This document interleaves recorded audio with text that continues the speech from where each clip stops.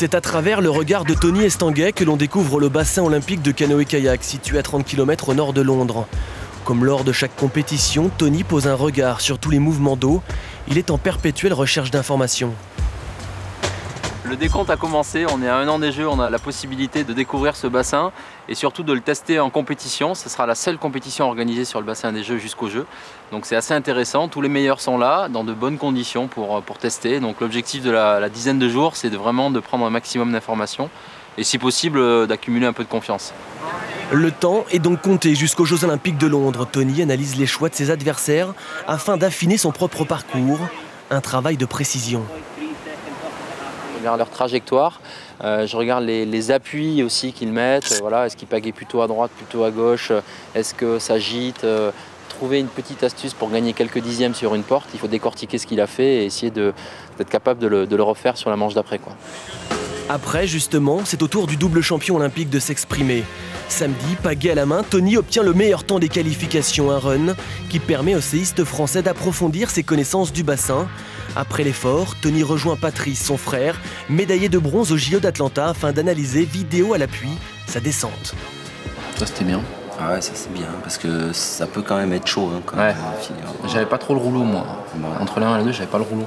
J'ai pu aller à droite. 90% du boulot, il est décidé avant le départ, quoi. L'idée de regarder la vidéo, c'est d'essayer d'imaginer la trajectoire idéale, de la construire, et ensuite à moi de la répéter dans ma tête jusqu'au départ, pour que ce soit comme une récitation pendant la manche. Aujourd'hui, on efface tous les chronos de la veille et on repart à zéro, ou presque.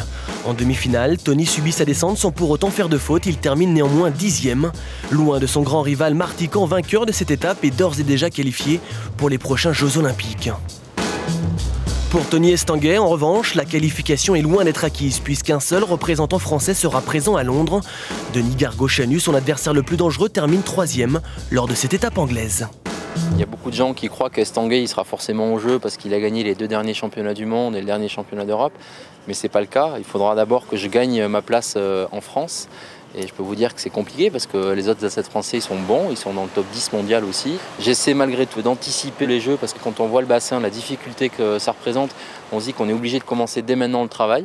Mais sans brûler les étapes parce que l'étape des sélections va être vraiment compliquée. Pour les tricolores, la course à la qualification olympique se conclura en avril 2012 par une épreuve de sélection franco-française à Pau. Tony Estanguet rêve forcément d'une 4e Olympiade. Il prolonge donc son périple anglais d'1 semaine afin de mieux comprendre la complexité de ce bassin et pour tester son matériel. Le contre-la-montre olympique a réellement commencé.